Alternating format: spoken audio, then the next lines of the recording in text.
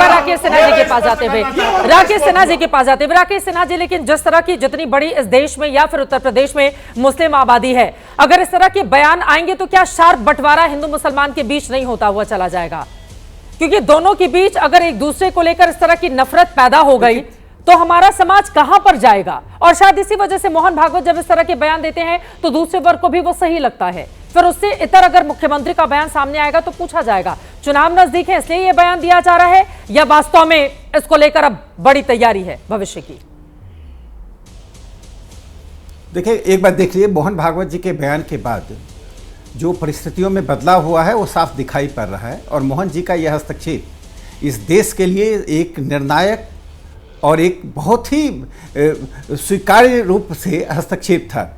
उत्तर प्रदेश के बारे में एक बात कहना चाहता हूँ चित्रा जी, आपका डिबेट बहुत शांतिपूर्ण होता है, आज थोड़ा बात स्वरूप हो रहा है, लोग एक दूसरे पे बोल रहे हैं, मुझे लगता है रोक कर डिबेट करना, आप अपने डिबेट के लिए जानी जाती हैं। देखिए, रामपुर में मुसलमानों का पॉपुलेशन 2011 के सेंसस के अनुसार 61.58% है और मुजफ्फरनगर में 50.48% है, मुरादाबाद में 45% है, ज्योतिबा फुले नगर में 43% है, सहारनपुर में 43% है।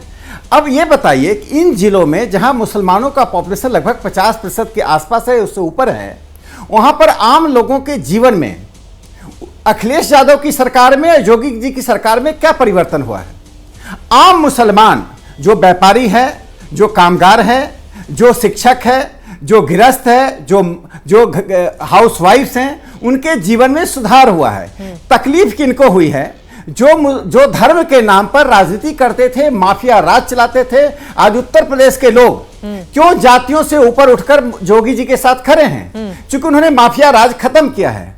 उस माफिया राज को खत्म करने पर ये जो ताकते हैं, मैं एक उदाहरण देता हूं, जो गायों का अवैध कारोबार और जो अवैध रूप से जो बूचर खाने चलते थे, योगी जी ने आते ही उसको बंद किया। जिनके जो लोग अवैध काम करते हैं, अवैध तरीके से उत्तर प्रदेश पर एक समानांतर सरकार चला रहे थे, योगी जी ने उसको रोक दिया। और मुझे लगता है प्रत्येक राज्य में हर मुख्यमंत्री को इस तरह कारोबार करने वाले को रोकना चाहिए।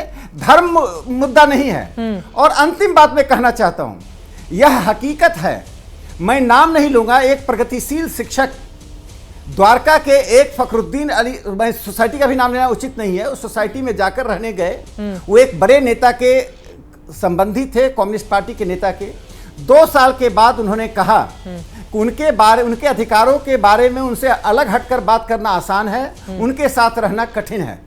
यह जो परिस्थिति है, इससे मैंने कहा भारत के मुसलमानों को एक उदाहरण प्रस्तुत करने के लिए एक लार्जर पिक्चर देश के सामने देना चाहिए। इसके लिए मुस्लिम मध्यम वर्ग को पहल करनी चाहिए। योगी जी ऐसा कुछ भी नहीं कर रहे हैं जो मुस्लिम धर्म के खिलाफ है, इस्लाम के खिलाफ है। हम अपने ऐतिहासिक अधिकार को प्राप्त करना चाहते हैं। यह ऐतिहासिक अधिकार का प्राप्त करना हमारा हक है और उस हक को हम छोड़ नहीं सकते हैं। प्रदीप भाटी जी, आपकी टिप्पणी उनकी बातों पर, वो कह रहे हैं कि मुसलमान भी बड़ा दिल दिखाए ना। कुछ नंबर्स में गलती खा रहे हैं।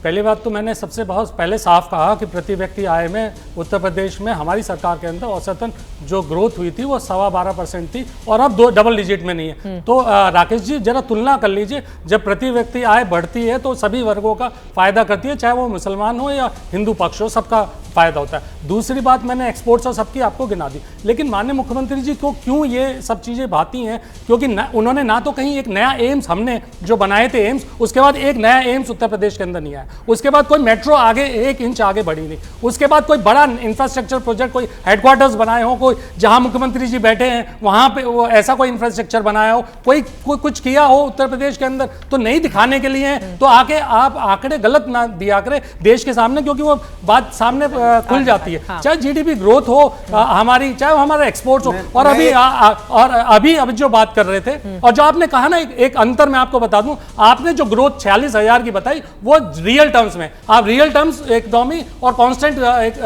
नॉमिनल इकोनॉमी में फर्क थोड़ा सा वहां पे गलती कर गए, क्योंकि जो ग्रोथ हुई थी, जो आपने 46,000 हमारे टाइम पे बताई थी, वो रियल टर्म्स में थी। मैं आपको करेक्ट कर दूं वहां पे, तीसरी बात जो हम अभी मुद्दे उठाए जा रहे हैं कि 2027 को साधने के लिए आपके पास विकास का कोई एजेंडा नहीं है, तो आप विनाश का एजेंडा लेके आते हैं। इस एजेंडा से ही आप देश के और प्रदेश के लोगों को भड़काना चाहते हैं, अपनी वोट कहीं ना कहीं ये पक्का करना चाहते हैं कि हम इस तरह से भड़काऊ बयान दे दें और कहीं हमारी वोट उससे सज जाए। तो इससे आज उत्तर प्रदेश की जनता पक चुकी है, थक चुकी है। वो ये जानती है कि हमारे रोजमर्रा रोजगार में हमारी नए रोजगार का सृजन नहीं हो रहा। आप देखिए किस तरह की पोल इनकी इन्वेस्टमेंट कैपिटल में खुल रही है। इन्वेस्टमेंट कर लेके आ रहे थे 40-46 लाख करोड़ का और आया नहीं 4 लाख करोड़, 5 लाख करोड़। तो आपने कभी ये सवाल पूछा कि 40 लाख करोड़ से 4 लाख करोड़ नहीं आया, और आप बातें इतनी बड़ी कर रहे थे कि इतना सारा इन्वेस्टमेंट होगा। आपका भ्रष्टाचार की पोल आपका गाजियाबाद से लेके भदोही से लेके आगरा तक के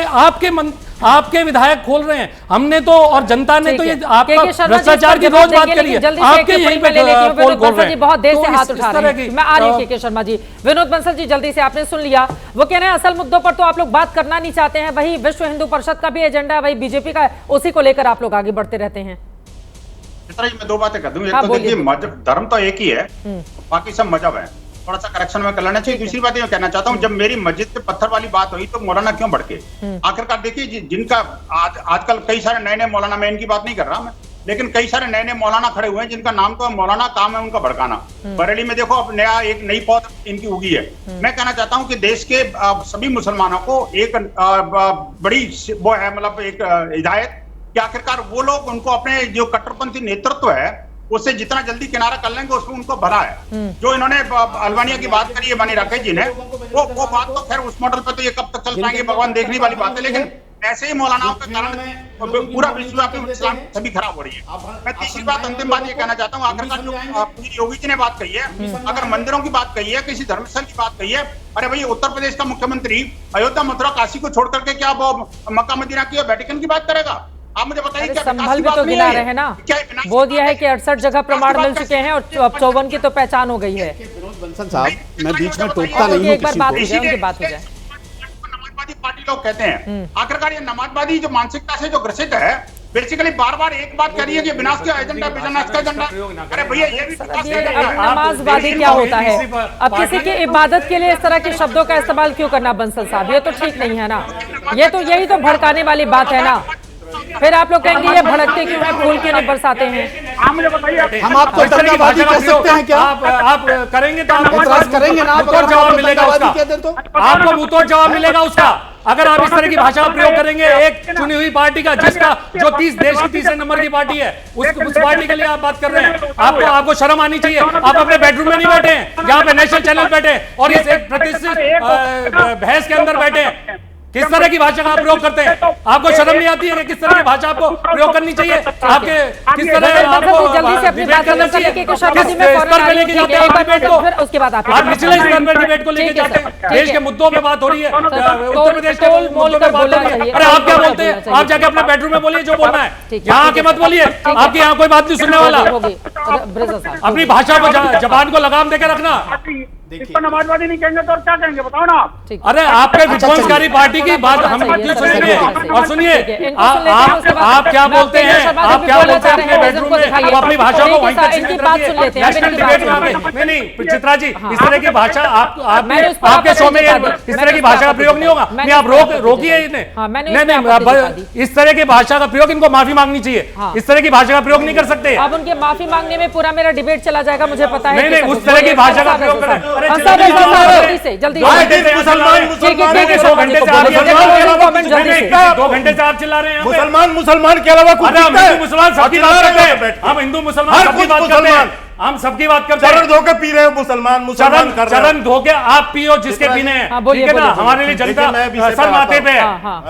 हाँ वो तो पता है सबको। नहीं पता है, हमें पता है तो आपको बता दूं दोबारा, अगर नहीं पता है तो। अब देखिए मैं उदाहरण देता हूँ। अब इन्होंने बड़े ज्ञान, अब इनको कहिए कि बंद रहेंगे। प्रदेश की बेरोजगारी दर फरवरी 2016 में 18% थी उत्तर प्रदेश की, आज वर्तमान में 3%। ये चेंजेस है। अब मैं आगे बताता हूं। 2018 में किसकी सरकार थी? 2017 नहीं 17-18 में किसकी सरकार थी? अरे मेरे आंकड़े तो सही लाए थे यार, आपको ये तो पता नहीं है 17-18 में किसकी सरकार है।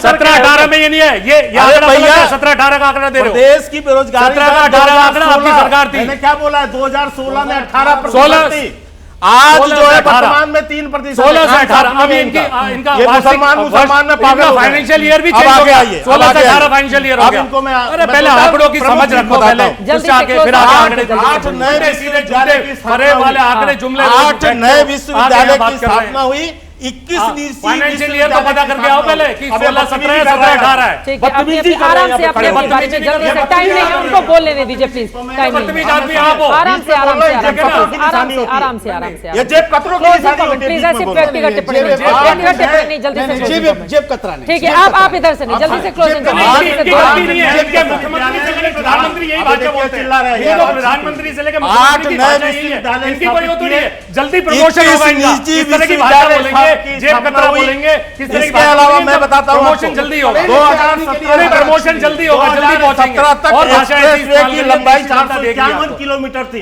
जाके अखिलेश यादव को भाषा सिखा के आओ। अरे भाषा ठीक है, बोलने मोदी को सिखा के आओ। यहाँ बदतमीजी यहाँ करके बदतमीजी बैठ के। मत करो। और यहाँ यहाँ बदतमीजी यहाँ सीख के आओ। बदतमीजी और किसी को दिखाना। 2017 आप क्या दिखा रहे हैं यहाँ पे? में लंबाई 451 किलोमीटर प्रति एक्सप्रेस की लंबाई 451 किलोमीटर थी, आज बढ़ के 1225 किलोमीटर इसी पे हुई। वोट मांग अब लिया आप सर। सुनिए, ठीक है, सर, पहले वक्त नहीं 4 है अब मेरे पास। ऑपरेशनल एयरपोर्ट हुआ शो करते के थे लिए। उत्तर प्रदेश में, आज 16 एयरपोर्ट मैं आपकी ठीक है, वक्त हमें इतनी की इजाजत देता है। आप तमाम मेहमानों का बहुत धन्यवाद चर्चा का हिस्सा बनने के लिए।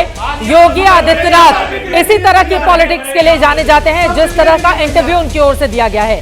हिंदुत्व के मुद्दे पर वो काफी आक्रामक रहते हैं, साथ ही यूपी में जीत की हैट्रिक लगाकर नया इतिहास भी 2027 में बनाने का ख्वाब रखते हैं। यूपी में चुनाव में बस 2 साल से भी कम का वक्त बाकी रह गया है, उन्हें सरकार बचानी है और हिंदुत्व उनके लिए सबसे बड़ा मुद्दा है। 2022 के चुनाव से पहले भी उन्होंने 80-20 का बयान दिया था, जिसको लेकर काफी ज्यादा विवाद हुआ था, लेकिन नतीजे उनके पक्ष में आए। हो सकता है 2027 के चुनाव को देखते हुए आने वाले दिनों में भी इस तरह के बयान और तेज हों, लेकिन सबसे बड़ा सवाल यह है, क्या ऐसे बयानों के सहारे वोट मिलेंगे? इस सवाल के जवाब के लिए करीब 2 साल का इंतजार हम सबको करना होगा। इसी के साथ महादंगल में भी के लिए बस इतना ही। तमाम मेहमानों का धन्यवाद चर्चा का हिस्सा बनने के लिए। देश और दुनिया की तमाम खबरों के लिए आप देखते रहिए एबीपी न्यूज।